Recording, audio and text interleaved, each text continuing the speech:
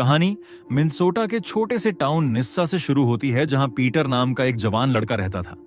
वह food deliver करके अपना गुजारा चलाता था, लेकिन उसकी फाइनेंशियल कंडीशन बहुत ज्यादा खराब होती है। इसी मजबूरी में कुछ समय पहले उसने शार्क से पैसे उधार लिए थे। अब वो उन पैसों को वापस नहीं कर पा रहा होता है, जिसके कारण उसे लगातार पेमेंट कलेक्शन वाली कॉल्स आती रहती है और वह मानसिक रूप से और भी ज्यादा दबाव में आ जाता है। इसी तनाव के बीच अचानक उसके दरवाजे पर जोर से दस्तक होती है। जैसे ही वह दरवाजा खोलता है तो एक अजनबी उसे इतनी ताकत से धक्का मारता है जिससे वह जमीन पर गिरकर बेहोश हो जाता है। जब पीटर को होश आता है तो वह खुद को रेबेका के सामने पाता है। ये वही औरत है जिससे उसने पैसे उधार लिए थे।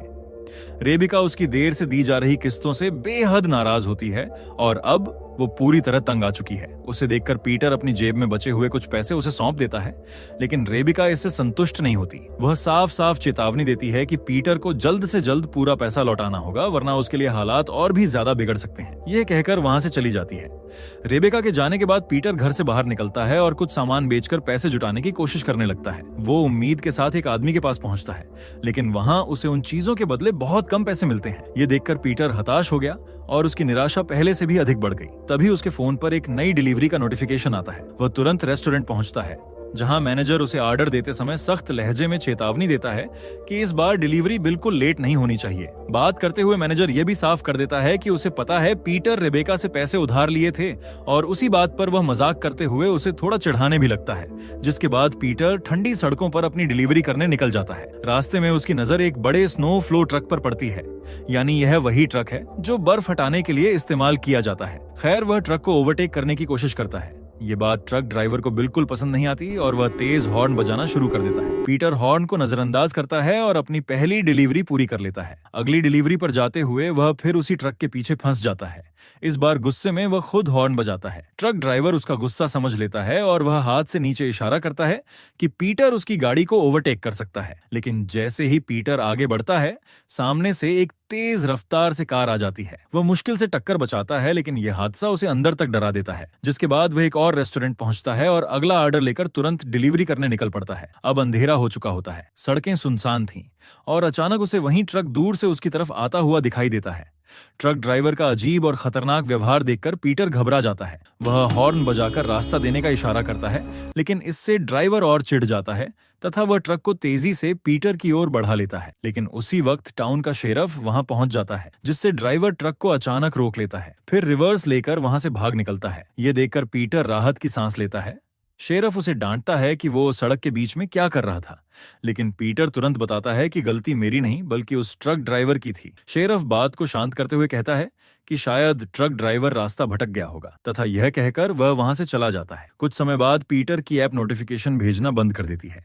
उसे लगता है कि शायद अब काम नहीं मिलेगा, इसलिए वह सोचता है कि जुआ खेलकर कुछ पैसे वापस जीत लिया जाए। लेकिन किस्मत फिर से साथ नहीं देती और वह अपने आधे पैसे और गवा देता है। निराश होकर वह घर लौट रहा होता है, लेकिन रास्ते में उसे लगता है कि वही ट्रक फिर से उसका पीछा कर रहा है। यह देखकर वह डर जाता है और अपनी कार तेजी से भगाने लगता है, लेकिन ट्रक भी उसी रफ्तार से उसका पीछा करने लगता है। तभी अचानक पीटर के माइंड में एक आइडिया आता है और वह कार में रखा जूस कप उठाता है तथा उसे ट्रक की विंडशील्ड पर फेंक देता है। इससे ट्रक कुछ देर के लिए रुक जाता है, जिससे पीटर आगे निकल जाता है। थोड़ी ही दूर बाद ट्रक फिर से उसके पीछे लग जाता है, इस बार साफ इरादे के साथ कि वो उसे मार ही डालेगा। ट्रक कई बार उसकी कार से टकराता है, जिसके कारण पीटर स्पीड बढ़ाने की कोशिश करता है, लेकिन तभी ट्रक की हेडलाइट्स अचानक बंद हो जाती है। यह देखकर उसके रोंगटे खड़े हो जाते हैं। वह समझ जाता है कि अब ड्राइवर किसी भी कीमत पर उसे नुकसान पहुंचाना चाहता है। जिसके बाद वह किसी तरह टाउन में पहुंच जाता है और एक रेस्टोरेंट में बैठकर खुद को शांत करने की कोशिश करने लगता है। तभी शेरफ नेथन वहां अंदर आता है। उसे देखते ही पीटर झट से पूरी कहानी बता देता है कि कैसे एक ट्रक ड्राइवर उसकी जान लेने पर तुल्ला हुआ था। यह सुनकर शेरफ पूछता है कि क्या पीटर उस ट्रक ड्राइवर को पहचानता है या उसके पास ट्रक का नंबर प्लेट है। उसी समय दूर से एक आदमी उनकी बातचीत को चुपचाप सुन रहा था। पीटर मजबूरी में कहता है कि वह कुछ भी स्पष्ट रूप से नहीं देख पाया। शेरफ उदासीनता दिखाते हुए कहता है कि बिना सबूत वो भी कुछ नहीं कर सकता। फिर जाते जाते शेरफ सिर्फ इतना कहता है कि अगर कुछ और काम हो तो वह उसे कॉल कर दे। जिसके बाद पीटर अपनी कार में बैठकर दिन भर की हुई घटनाओं के बारे में सोच रहा होता है। तभी अचानक उसकी ऐप पर एक नया फूड डिलीवरी नोटिफिकेशन आ जाता है। ये देखकर उसे थोड़ी राहत मिलती है और वह तुरंत ऑर्डर लेने के लिए रेस्टोरेंट की ओर चल पड़ता है। लेकिन उसके मन में अब भी डर बैठा हुआ होता है और वह दीवार पर लगी एक मूर्ति को खाली नजर से घूर रहा था। तभी अचानक बाहर से वही ट्रक का हॉर्न फिर गूंजता है। पीटर चौंक कर सचेत हो जाता है और घबराहट में इधर उधर देखने लगता है। उसी पल रेस्टोरेंट का मालिक उसके पास आता है और उसे अगला ऑर्डर थमाता है। जब पीटर डिलीवरी का पता देखता है तो वह घबरा जाता है, क्योंकि वह पहाड़ के ऊपरी इलाके का पता होता है। लेकिन पैसे की सख्त जरूरत के कारण वह जोखिम उठाने का फैसला करता है। जैसे ही वह रेस्टोरेंट से बाहर निकलने लगता है, तभी वही अजीब आदमी फिर उसके पास आता है। ये वही आदमी होता है जो कुछ देर पहले रेस्टोरेंट में उनकी बातचीत ध्यान से सुन रहा था। वह पूछता है कि क्या पीटर सचमुच पहाड़ की ओर जा रहा है। पीटर मजबूर होकर हाँ में सिर हिलाता है। तब वह आदमी उसे डाइट ऑफ पास की घटना के बारे में बताता है, जहां 9 रशियन क्लाइबर्स की रहस्यमयी तरीके से मौत हो गई थी और वह हादसा उसी खतरनाक पहाड़ पर हुआ था। वह चेतावनी देते हुए कहता है कि रास्ता बहुत खतरनाक है, इसलिए बड़ी सावधानी से जाना। ये सुनकर पीटर के मन में डर और बढ़ जाता है, लेकिन उसके पास कोई दूसरा विकल्प नहीं होता, इसलिए मजबूर होकर वह पहाड़ की ओर निकल पड़ता है। डिलीवरी लोकेशन पर पहुंचकर पीटर घर के बाहर एक चिट्ठी देखता है, जिसमें लिखा था कि खाना पोर्च पर रख दें और टिप लिफाफे में है। टिप का नाम सुनकर वह खुश हो जाता है और उसे लगता है कि लंबा सफर तय करने के बाद शायद उसे अच्छी टिप मिलेगी। जिसके बाद वह ऑर्डर को पोर्च पर रख देता है और कार की तरफ वापस लौटने लगता है। ट्रंक में अपना सामान रखते हुए उसे एहसास होता है कि चारों तरफ एक अजीब सी खामोशी है। वह पीछे मुड़कर देखता है तो बड़ा स्नोफ्लो ट्रक वहीं खड़ा हुआ था। ये दृश्य देखकर उसका दिल जोर से धड़कने लगता है। फिर भी हिम्मत जुटाकर वह ट्रक के पास जाता है,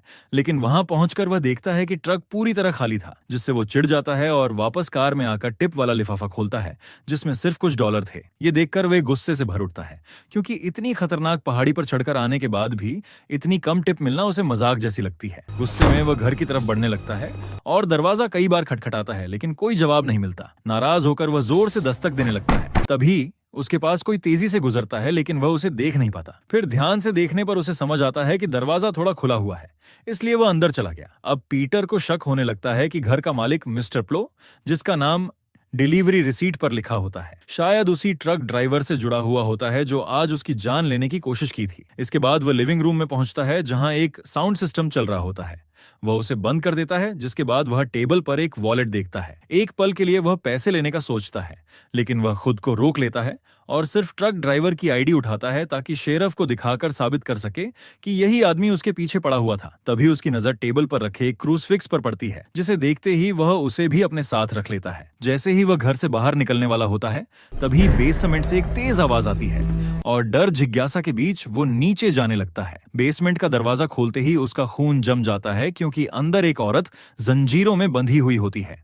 पीटर तुरंत उसे छुड़ाने की कोशिश करता है और चाबी ढूंढकर उसकी बेड़ियां खोल देता है, लेकिन आजाद होते ही वह डरी हुई औरत पीटर को ही हमलावर समझने लगती है और उसके हाथ में पकड़ा हुआ क्रूसफिक्स उस पर ही तान देता है। पीटर लगातार कहता रहता है कि वह कुछ नहीं जानता, लेकिन वह उसे चुप रहने को कहा।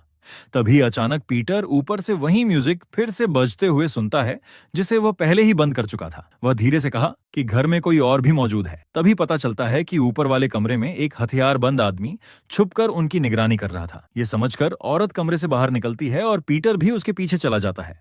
वह बार बार कहता रहता है कि उन्हें यहाँ से तुरंत भाग जाना चाहिए, लेकिन वह औरत बदले की आग में जल रही थी। दोनों उस अगले कमरे तक पहुंचते हैं, लेकिन वहां पहुंचकर वह देखते हैं कि वहां कोई नहीं था। पीटर उसे पीछे खींचने की कोशिश करता है कि अचानक वो खतरनाक आदमी दीवार तोड़कर बाहर निकल आता है तथा उन दोनों पर हमला कर देता है। घबराकर दोनों घर से बाहर भागते हैं। बाहर निकलते ही औरत गुस्से में क्रूसिफिक्स जमीन पर फेंक देती है और उसे तोड़ने की कोशिश करने लगती है, लेकिन तभी वह आदमी फिर से प्रकट होता है। इस बार वह कुल्हाड़ी से औरत की पीठ पर वार कर देता है। वह तुरंत गिर जाती है और वहीं उसकी मौत भी हो जाती है। ये सीन देखकर पीटर सदमे में वहीं गिर पड़ता है। वो हत्यारा धीरे धीरे उसके पास आया और ठीक उसी पल जब पीटर को लगा कि उसकी मौत जस्ट सामने खड़ी है, वह आदमी अचानक उसे छोड़ देता है और उसे वहां से जाने देता है। पीटर तुरंत कार में कूदता है और पूरी रफ्तार से पहाड़ से नीचे उतरने लगता है। इसी दौरान वह देखता है कि उसकी कार का फ्यूल तेजी से कम हो रहा है और उसे डर था कि यदि कार रुक गई तो वह आदमी वापस आ जाएगा। वह घबराकर बार बार पीछे देखता रहता है, पर वहां उसे कुछ भी दिखाई नहीं दिया। तभी अचानक सामने से एक पुलिस कार आ जाती है और उसकी तेज लाइट्स सीधा पीटर की आंखों पर पड़ती है। वो घबरा जाता है, जिससे उसका कंट्रोल कार से छूट जाता है और उसकी गाड़ी एक तरफ जाकर टकरा जाती है।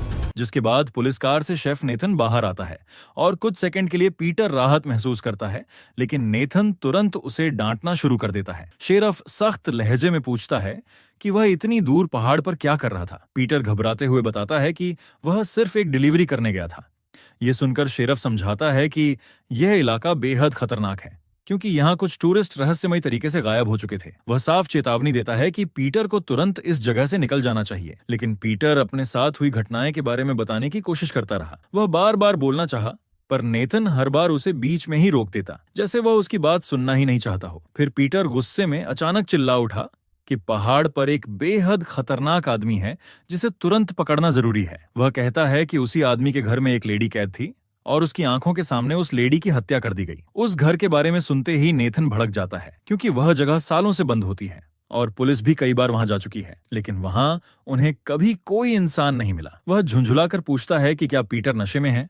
तभी नेथन की नजर पीटर की शर्ट पर पड़े खून के धब्बों पर जाती है। वह तुरंत पीटर को बाहर आने का आदेश दिया। पीटर समझाने की कोशिश करता है कि यह खून उस औरत का है, लेकिन नेथन को उसकी बातों पर जरा भी भरोसा नहीं होता और वह उसे गिरफ्तार कर लेता है। जब उसे पुलिस की गाड़ी तक ले जाया जाता है तो पीटर बस इतना कहता है कि उसकी कार को भी वहां से हटा दिया जाए। नेथन रेडियो पर सूचना देने वाला ही होता है, तभी अचानक पीछे से बेहद तेज रोशनी चमकती है, जिससे वह चौंक जाता है और समझ नहीं पाता कि क्या हो रहा है। पीटर डरकर चिल्लाया कि वे तुरंत यहाँ से गाड़ी हटाए, लेकिन नेथन फिर भी उसकी बात नहीं सुनता। नेथन स्क्वाड कार से बाहर आता है और सामने आ रही गाड़ी को रुकने का आदेश देता है। उसी पल पीटर अपनी कार की तरफ दौड़ पड़ता है और अगले ही सेकंड वही विशाल स्नो फ्लो ट्रक तेजी से नेथन की ओर 100 किलोमीटर प्रति घंटा की रफ्तार से आता है। ये देखकर नेथन ने उस पर गोलियां चलाई, लेकिन ट्रक पर कोई असर नहीं हुआ और कुछ ही पलों में ट्रक नेथन को बेरहमी से कुचल देता है। अब पीटर पूरी तरह समझ चुका है कि यह कोई साधारण इंसान नहीं, बल्कि एक खतरनाक मॉन्स्टर जैसा आदमी है जो लगातार उसका पीछा कर रहा है तथा किसी भी हद तक जा सकता है। घबराहट में वह अपना फोन इस्तेमाल करने की कोशिश करता है, लेकिन बैटरी पूरी खत्म हो चुकी थी। कुछ दूर चलने पर उसे एक गैस स्टेशन दिखाई देता है। वह जल्दी से कार में फ्यूल भरता है और पानी लेने के लिए दुकान के अंदर जाता है। उसी समय क्लर्क शक भरी नजर से पूछता है कि क्या वह जेल से भागा हुआ कैदी है। पीटर तुरंत इनकार करता है तथा उसे फोन मांगता है, लेकिन क्लर्क ने बताया कि दुकान का कनेक्शन बंद है। बाहर निकलकर वह एक और आदमी से फोन मांगने की कोशिश की, लेकिन वह भी उसे मना कर दिया। उसी दौरान पीटर ने देखा कि वही ट्रक उसकी ओर तेजी से बढ़ रहा है। ये देखते ही वह तुरंत अपनी कार में कूदता है और वहां से भाग जाता है, लेकिन घबराहट में वह पंप की नली निकालना भूल जाता है, जिसकी वजह से पेट्रोल लगातार बहने लगता है।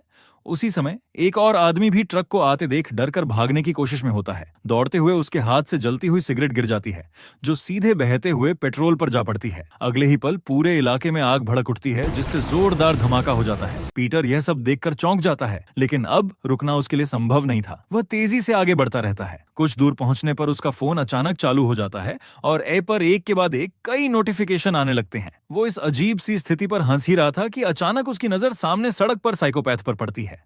अब दोनों की गाड़ियां आमने सामने खड़ी थीं। लगातार पीछा झेलते पीटर अब तंग आ चुका था। उसने तय कर लिया कि अब वह डर कर नहीं भागेगा, बल्कि वह सीधे ट्रक की ओर अपनी कार ले जाता है।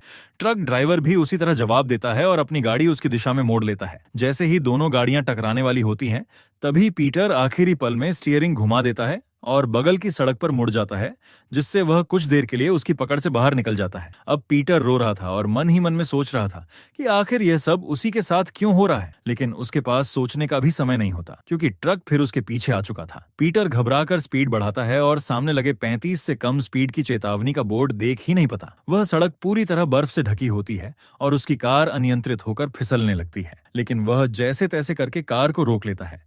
उधर ट्रक ड्राइवर को पता था कि यहाँ की बर्फ बेहद कमजोर है, इसलिए वो ट्रक को आगे नहीं ला पाया। उसने दूरी बनाए रखते हुए बस लगातार हॉर्न बजाना शुरू कर दिया। इस बीच पीटर को महसूस हुआ कि बर्फ नीचे से टूट रही है और पूरा इलाका किसी भी पल गिर सकता है। ये समझते ही वह तेजी से अपनी कार की ओर भागता है तथा अंदर कूदता है और पूरी स्पीड से वहां से निकल जाता है। वो किसी तरह उस जगह से बाहर निकल पाया, लेकिन तभी दूर खड़ा वो पागल हत्यारा अपनी हेडलाइट्स बंद करते हुए धीरे धीरे पीछे हटने लगा और ठीक उसी पल एक तेज रफ्तार गाड़ी अचानक उसकी कार से टकरा जाती है। टक्कर इतनी ज्यादा थी कि पीटर वहीं बेहोश हो गया। कुछ घंटों बाद जब उसकी आंख खुली तो उसने खुद को किसी होटल के अंदर पाया। सामने रेबेका और उसके आदमी खड़े होते हैं। रेबेका के आदमी ने पीटर की जेब से पैसे निकाले और देखा कि रकम पूरी नहीं है। ये देखते ही रेबेका भड़क गई। पीटर ने उससे थोड़े समय की मोहलत मांगी और भरोसा दिलाया कि वह सारे पैसे जल्द लौटा देगा, लेकिन रेबेका ने साफ कहा कि उसका समय अब पूरी तरह खत्म हो चुका है। ऐसे तनाव भरे माहौल में पीटर अचानक हंस पड़ा। रेबेका हैरान रह गई